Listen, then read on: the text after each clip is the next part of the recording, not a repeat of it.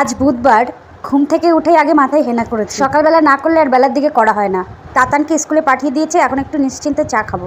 এখন বাজে 11টা। তাতান স্কুল থেকে চলে এসছে। তাতান এই ভাত ভাজা খেতে ভালোবাসে, তার জন্য এটা করেছি ওর জন্য। ও তো দেখে তো খুব খুশি। সব কাজ হয়ে গেছে, এখন তাতানকে নিয়ে একটু পড়াতে বসবো। পড়াতে বসেছি আর সঙ্গে সঙ্গে ডেলিভারি বয় ফোন করেছে। সেটা শুনেই তাতান তো ছুট, পার্সেলটা নিয়েই চলে গেছে ওর বম্মার কাছে। বম্মার কাছ থেকে লেবুটা নিয়ে আমার কাছে দিয়ে ব্যাস চলে গেল কাকিমণির কাছে। একবার বাইরে বেরোলে আর ঘরে যেতে চায় না। বম্মার লেবুগুলো দিয়েছে কত বড় বড়, দেখো। দেখি আবার যাই, দেখি কোথায় ঢুকেছে।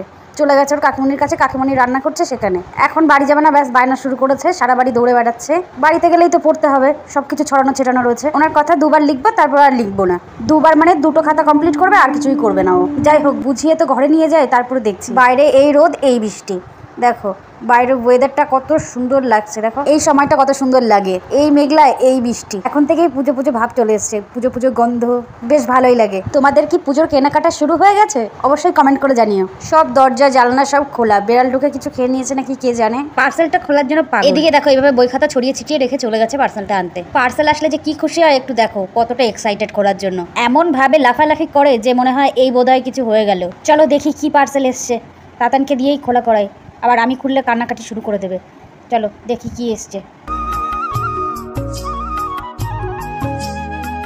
এনাকে বাবু আবার ছুরি কাচি দিলে আবার উনি আবার সেটা দিয়ে খুলবে না, উনি ওনার হাত দিয়ে পার্সেলটা খুলবে। এদিকে নিজে খুলতে পারছে না, আর আমি চাইছি আমাকেও দেবে না। দেখো তাও টেনে হিচড়ে সেটাকে খুললো। তোমাদের বাড়িতে এমন কেউ আছে নাকি? অবশ্যই কমেন্টে জানিও। এটা কি বলো তো? এটা হচ্ছে শাড়ির লেস। আগে একবার অর্ডার করেছিলাম, কিন্তু কম পড়ে গেছে জন্য আবার অর্ডার করেছি। এটাকে কাস্টমাইজ করে তারপর তোমাদের সঙ্গে আবার সেটাকেও শেয়ার করবো। আগে যেটা করেছিলাম সেটাও 5 মিটার ছিল, আর এটাও করেছি, এটাও 5 মিটার।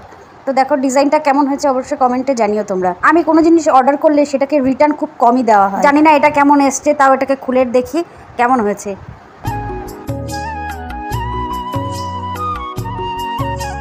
দেখো এখানে জয়েন করা আছে, তো এগুলো তো একটু জয়েন করা থাকতেই পারে, তো আমি এইটুকুনের জন্য রিটার্ন করব না। তো প্রত্যেকটা পার্সেলের ভেতরে এটা থাকে। তো তাতান বলছে মা এটাকে দেখাও সবাইকে, তো আমিও একটু দেখিয়ে দিলাম তোমাদেরকে। চলো এবার দেখাই কি রান্না করেছি। আজকে দিয়েছিলাম আমাদের সবার পছন্দের এই যে রুই মাছ ভাপা।